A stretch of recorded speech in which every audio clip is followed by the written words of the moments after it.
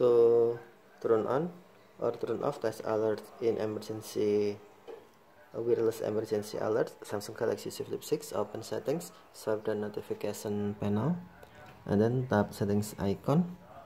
Scroll down settings screen, find safety and emergency.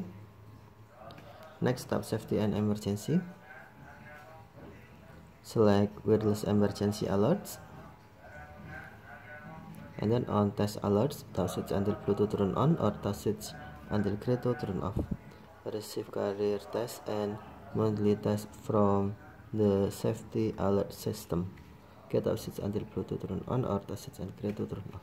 Thank you for watching. Have a nice day.